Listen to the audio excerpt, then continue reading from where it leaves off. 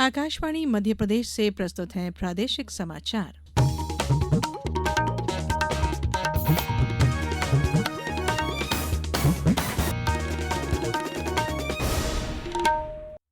नमस्कार, समाचारों के साथ मैं धारणा सचदेव। सबसे पहले इस बुलेटिन के मुख्य समाचार। भोपाल में 2 दिवसीय ग्लोबल इन्वेस्टर समिट की हुई शुरुआत। प्रधानमंत्री ने कहा मध्य प्रदेश में है अपार संभावनाएं। ग्लोबल इन्वेस्टर समिट में अडानी समूह सहित कई निवेशकों ने प्रदेश में उद्योग लगाने पर जताई सहमति। प्रधानमंत्री नरेंद्र मोदी ने आज बिहार के भागलपुर से प्रधानमंत्री किसान सम्मान निधि योजना की 19वीं किस्त की जारी और मध्य प्रदेश माध्यमिक शिक्षा मंडल की बोर्ड परीक्षाएं कल से होंगी शुरू। अब समाचार विस्तार से। भोपाल के इंदिरा गांधी राष्ट्रीय मानव संग्रहालय में 2 दिवसीय ग्लोबल इन्वेस्टर समिट का प्रधानमंत्री नरेंद्र मोदी ने आज शुभारंभ किया। प्रधानमंत्री नरेंद्र मोदी ने उद्घाटन सत्र में कहा कि आम लोगों, अर्थशास्त्रियों, संस्थाओं और कई देशों को भारत से उम्मीदें हैं। उन्होंने कहा कि विश्व बैंक से लेकर दुनिया की सभी बड़ी संस्थाएं भारत की सबसे तेजी से बढ़ती अर्थव्यवस्था बता रही हैं। श्री मोदी ने समिट में प्रदेश सरकार की निवेश को बढ़ावा देने वाली 18 से अधिक नई नीतियों को भी लॉन्च किया। श्री मोदी ने कहा कि देश पर दुनिया के इस भरोसे ने राज्यों का आत्मविश्वास भी बढ़ाया है। वहीं डबल इंजन सरकार के कारण विकास की गति भी दोगुनी हो गई है। श्री मोदी ने कहा कि मध्य प्रदेश में निवेश करने का यह सबसे अच्छा समय है। प्रधानमंत्री ने कहा कि मध्य प्रदेश में स्वास्थ्य पर्यटन और धार्मिक पर्यटन को लेकर अपार संभावनाएं हैं। एमपी अजब भी है, सबसे गजब भी है। यहाँ एमपी में नर्मदा जी के आसपास के स्थानों का, आदिवासी क्षेत्रों में टूरिज्म इंफ्रास्ट्रक्चर का बहुत अधिक विकास हुआ है। यहां कितने ही सारे नेशनल पार्क्स हैं।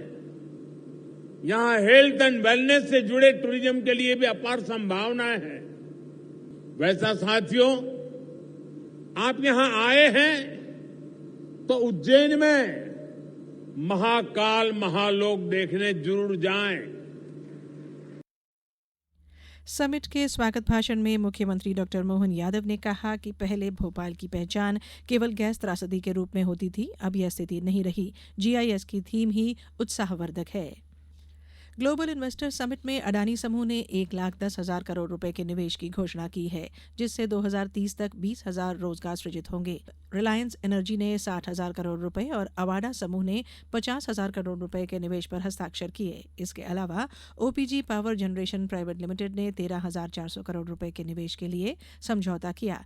यह सभी निवेश वैकल्पिक ऊर्जा के क्षेत्र के लिए किया गया है। 800 मेगावाट के सोलर प्रोजेक्ट लगाने और सागर समूह ने टेक्सटाइल क्षेत्र में निवेश करने को कहा है। मुख्यमंत्री डॉक्टर मोहन यादव ने आईटी एंड टेक्नोलॉजी समिट में निवेशकों और उद्योगपतियों को संबोधित किया।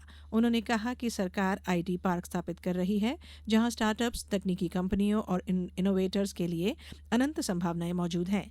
यह पहले आर्थिक विकास को गति देगी और मध्य प्रदेश को डिजिटल ट्रांसफॉर्मेशन का हब बनाएगी। दिन के अंत में मुख्यमंत्री ने एमओयू सत्र को संबोधित किया। ग्लोबल इन्वेस्टर समिट के दौरान कई सत्रों का आयोजन किया गया, जिसमें विभिन्न सेक्टर में प्रदेश की संभावनाओं पर प्रकाश डाला गया। उप मुख्यमंत्री राजेंद्र शुक्ल ने कहा है कि प्रधानमंत्री नरेंद्र मोदी की प्राथमिकताओं में हेल्थ सेक्टर महत्वपूर्ण स्थान रखता है। उन्होंने कहा कि हेल्थ सेवा क्षेत्र की जरूरतों की पूर्ति के लिए निजी क्षेत्र के पास असीम अवसर हैं। वर्तमान में भारत में और मध्य प्रदेश में मांग की कोई कमी नहीं है। राज्य में कॉमन फैसिलिटी सेंटर बनाए जा रहे हैं। मध्य प्रदेश में ड्राई पोर्ट है और लॉजिस्टिक्स की दृष्टि से यह एक उपयुक्त राज्य है। उन्होंने कहा कि मुख्यमंत्री डॉक्टर मोहन यादव विशेष प्रस्तावों के लिए 1-to-1 चर्चा कर जनहित में आवश्यक प्रावधान भी करेंगे। एक अन्य सत्र में इन्वेस्टिंग इन ह्यूमन कैपिटल कौशल विकास विषय पर उद्योगों की आवश्यकताओं के अनुरूप प्रशिक्षित कार्यबल तैयार करने की रणनीतियों पर गहन मंथन हुआ। कौशल विकास और रोजगार राज्य मंत्री गौतम टेटवाल ने कहा कि उद्योगों के विकास के लिए प्रशिक्षित और दक्ष मानव संसाधन सबसे महत्वपूर्ण कारक है। उन्होंने कहा कि औद्योगिक प्रगति के साथ ही प्रदेश के युवाओं को नवीनतम तकनीकों में दक्ष बनाना सरकार की प्राथमिकता है, जिससे वे वैश्विक प्रतिस्पर्धा के अनुरूप अपनी भूमिका सुनिश्चित कर सके। भोपाल में चल रहे ग्लोबल इन्वेस्टर समिट में केंद्रीय रेल मंत्री अश्विनी वैष्णव ने वर्चुअली कार्यक्रम को संबोधित किया। उन्होंने बताया कि ललितपुर, सतना, रीवा, संगरौली और Mahoba Khajuraho rail line 541 kilometre का एक बड़ा प्रोजेक्ट है। इसका काम बहुत तेजी से चल रहा है। इसके अतिरिक्त नीमच रतलाम रेल लाइन के दोहरीकरण सहित कई अन्य कार्य भी पूरे किए गए हैं। ललितपुर, सतना, रीवा, संगरौली, महोबा, खजुराहो एक जो बहुत बड़ी एक ड्रीम प्रोजेक्ट है 541 किलोमीटर का। इसमें जितनी भी प्रॉब्लम्स थी करीब करीब सभी सॉल्व हो गई और काम बहुत स्पीड से चल रहा है। अभी हाल ही में 20 किलोमीटर का एक सेक्शन अभी एक कमीशन हुआ है। वैसे ही रतलाम, मऊ, खंडवा, अकोला गेज कन्वर्जन, इसमें भी बहुत तेजी से काम चल रहा है। अभी 22 किलोमीटर का एक काम कंप्लीट हुआ है। कटनी सिंगरौली की डबलिंग, इसमें अभी 38 किलोमीटर का एक सेक्शन कंप्लीट हुआ है। कटनी बीना 263 किलोमीटर का प्रोजेक्ट है, इसकी थर्ड लाइन, इसमें से 39 किलोमीटर अभी कमीशन हुआ। Anuppur Katni third line 13 kilometre अभी कमीशन हुआ। नीमच रतलाम डबलिंग 24 किलोमीटर अभी कमीशन हुआ। रामगंज मंडी से भोपाल नई लाइन, इसमें 44 किलोमीटर काम अभी कंप्लीट हुआ। ये समाचार आप आकाशवाणी मध्य प्रदेश से सुन रहे हैं।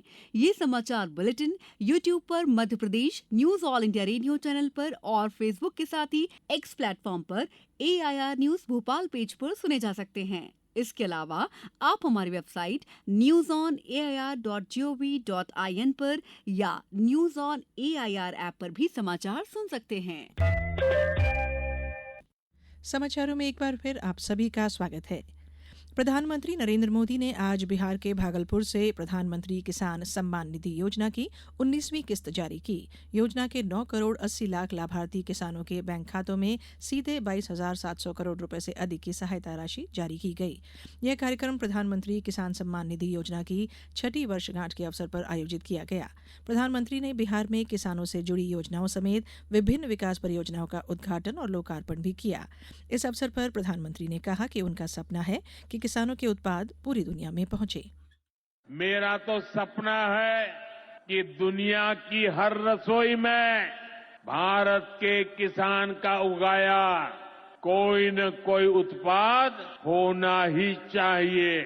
इस वर्ष के बजट ने भी इसी विजन को आगे बढ़ाया है। मुख्यमंत्री डॉक्टर मोहन यादव ने प्रधानमंत्री नरेंद्र मोदी के नेतृत्व में पीएम किसान निधि के 6 वर्ष पूरे होने पर देश के समस्त किसानों को शुभकामनाएं दी हैं। मुख्यमंत्री डॉक्टर यादव ने कहा कि प्रधानमंत्री श्री मोदी के नेतृत्व में लगातार किसानों को सशक्त बनाने के हर संभव उपाय किए जा रहे हैं। मुख्यमंत्री डॉक्टर यादव ने कहा कि इसमें अन्नदाताओं को सीधे बैंक में आर्थिक सहायता पहुंचाना, MSP पर खरीदी, कृषि बजट में बढ़ोतरी सहित किसानों के जीवन को बेहतर बनाने के अन्य प्रयास शामिल हैं।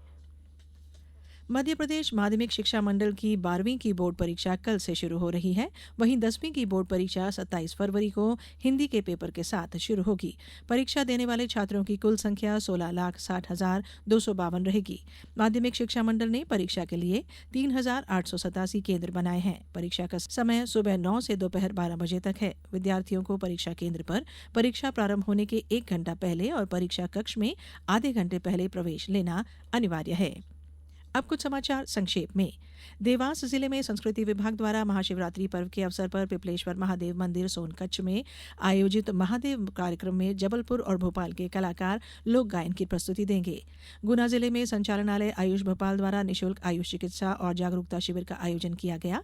इस शिविर में 221 रोगियों ने चिकित्सा परामर्श और औषधि वितरण का लाभ लिया। झाबुआ जिले में जनजातीय कार्य विभाग के तहत विभिन्न निर्माण कार्यों की समीक्षा बैठक का आयोजन हुआ। संबंधित विभागों को मॉनिटरिंग कर समयावधि में कार्य पूर्ण करने हेतु निर्देशित किया गया। एम्स भोपाल के डेंटल विभाग के प्रोफेसर डॉक्टर अंशुल राय ने बच्चों के लिए ब्रिसल सिलिकॉन और बुजुर्गों के लिए सिलिकॉन 2 खास ब्रश बनाए हैं। इनको भारत सरकार के वाणिज्य और उद्योग मंत्रालय ने पेटेंट डिजाइन का दर्जा दिया है। रायसेन जिले में किसान सम्मान निधि के तहत किसान सम्मान समारोह का आयोजन तथा प्रधानमंत्री किसान सम्मान निधि की 19वीं किस्त राशि अंतरण कार्यक्रम हुआ। सीहोर जिले में रबी विपणन वर्ष 2025-26 अंतर्गत समर्थन मूल्य पर गेहूं खरीदी कार्य आगामी 1 मार्च से शुरू किया जाएगा। और चैंपियन ट्रॉफी क्रिकेट प्रतियोगिता में पाकिस्तान के रावलपिंडी में खेले जा रहे मैच में बांग्लादेश ने न्यूजीलैंड को 237 रनों का लक्ष्य दिया है। अंत में बुलेटिन के मुख्य समाचार एक बार फिर। भोपाल में 2 दिवसीय ग्लोबल इन्वेस्टर्स समिट की हुई शुरुआत। प्रधानमंत्री ने कहा, मध्य प्रदेश में है अपार संभावनाएं। ग्लोबल इन्वेस्टर्स समिट में अडानी समूह सहित कई निवेशकों ने प्रदेश में उद्योग लगाने पर जताई सहमति। प्रधानमंत्री नरेंद्र मोदी ने आज बिहार के भागलपुर से प्रधानमंत्री किसान सम्मान निधि योजना की 19वीं किस्त की जारी और मध्य प्रदेश माध्यमिक शिक्षा मंडल की बोर्ड परीक्षाएं कल से होंगी शुरू। इस बुलेटिन में इतना ही। नमस्कार।